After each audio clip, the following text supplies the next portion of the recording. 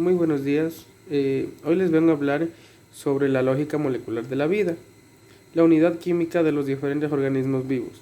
Los organismos vivos se componen de moléculas inanimadas. Cuando estas moléculas se aíslan y examinan individualmente, cumplen todas las leyes físicas y químicas que describen el comportamiento de la materia inanimada. No obstante, los organismos vivos poseen atributos extraordinarios que no se observan en ningún conjunto de moléculas inanimadas. La materia viva posee diversas características. ¿Qué es lo que distingue a los organismos vivos de los objetos inanimados? En principio son estructuralmente complicados y altamente organizados. Poseen intrincadas estructuras internas y contienen muchos tipos de moléculas complejas. Ello, en ello constrata, esto constrata Ello contrasta con la materia inanimada de nuestro entorno, arcilla, arena, rocas, agua del mar, etc., que suele consistir en nuestro entorno. Mezclas como compuestos químicos relativamente simples. En segundo lugar, los organismos vivos se extraen y transforman y usan energía de su entorno, generalmente en forma de nutrientes químicos y como energía radiante de la luz solar. Dicha energía permite a los organismos vivos construir y mantener sus propias complejas estructuras y realizar trabajo mecánico, químico, osmótico y de las otras clases. En cambio, la materia inanimada no utiliza energía de un modo sistemático como objeto de mantener estructuras y realizar trabajo. En tercer atributo de los organismos vivos y el más característico es la capacidad de autorreplicarse y autorresamblarse, una propiedad que puede considerarse la quintaeseava del estado vital.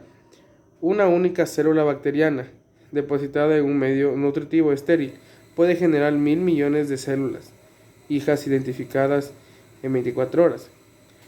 Cada una de las células contiene miles de moléculas, algunas de ellas extremadamente complejas. No obstante, cada una de las células bacterianas es una copia fiel del original y ha sido construida exclusivamente a partir de la información contenida en el material genético de la célula original.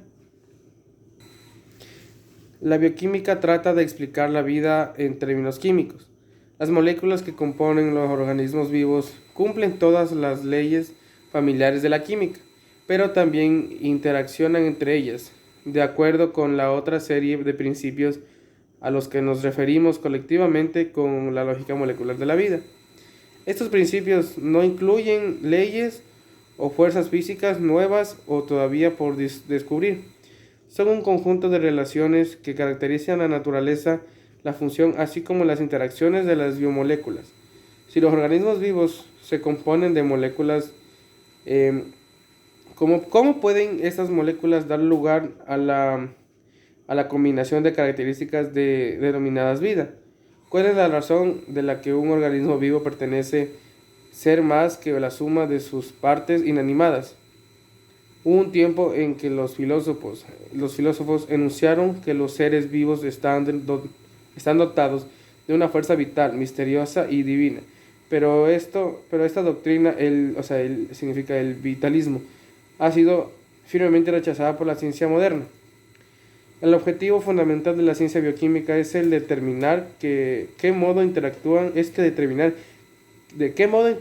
unos y otros conjuntos de moléculas inanimadas que constituyen los organismos vivos para mantener y perpetuar la vida, aunque la bioquímica proporciona conocimientos y aplicaciones prácticas que son importantes en la medicina, en la agricultura, en la nutrición e industria. Preparación última es es pródiga misma de la vida. Debajo de la diversidad biológica subyacente, una uniformidad química entre un majestuoso roble, una águila que remonta el vuelo por encima de la copa de una bacteria del suelo que crece entre sus raíces. Parece en principio que debe hacer muy pocas cosas en común.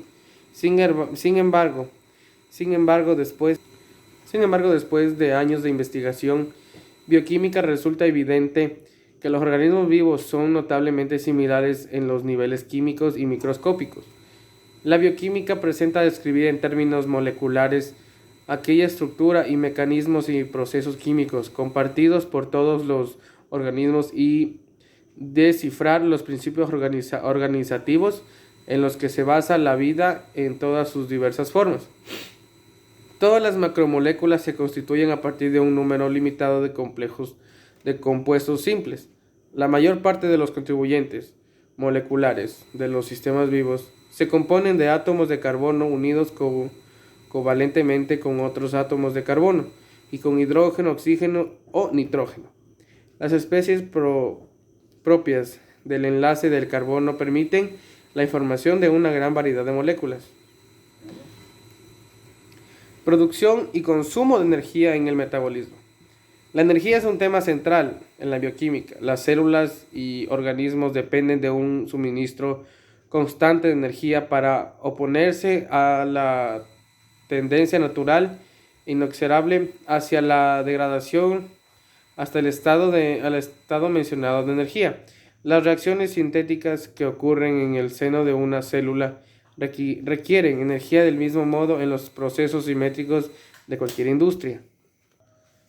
En el desplazamiento de una bacteria y en el de un atleta olímpico, en el destello de una luciérnaga y la descarga eléctrica de una anguila, se consume energía. Esto es el almacenamiento y la expresión de información. Tiene un costo, un costo energético,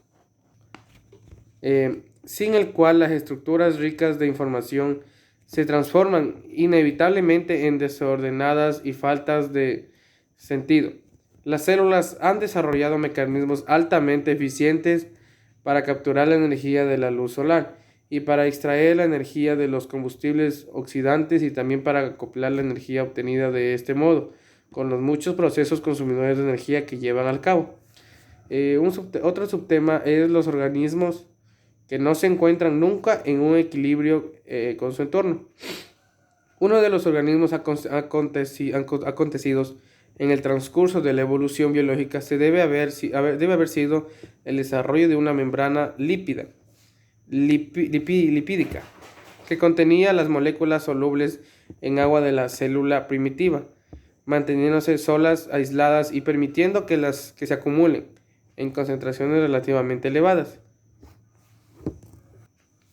Casi por último tenemos la comprensión molecular. Es un reflejo de un estado estacionario dinámico. Esto pasa a pesar de la composición química de un organismo que puede mantenerse prácticamente constante a lo largo del tiempo. La población de moléculas de una célula u organismo se encuentran bien lejos de ser estática.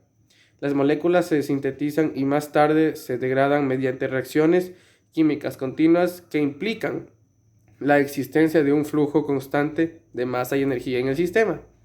Las moléculas de hemoglobina que están transportando en este momento oxígeno desde sus pulmones a su cerebro se sintetizan en el mes pasado. Dentro de un mes se habían degradado y nuevas moléculas de hemoglobina habrían reemplazado las antiguas. La glucosa que ingirió en la última comida se encuentra ahora circulando por su torrente sanguíneo. Antes de que se termine el día, estas mismas moléculas de glucosa se habrán convertido en alguna otra cosa, como por ejemplo dióxido de carbono o grasa, y habrán sido reemplazadas por un suministro fresco de glucosa.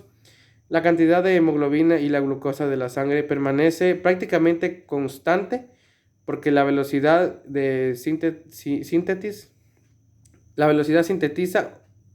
en la indigestión de cada una de ellas. Comprenda con exactitud la velocidad de su degradación, consumo o conversión de algún otro producto. La constancia de la concentración no refleja, por tanto, una falta de actividad química de los componentes, sino que es el resultado de un estado de estacionarlo dinámicamente. Muchas gracias.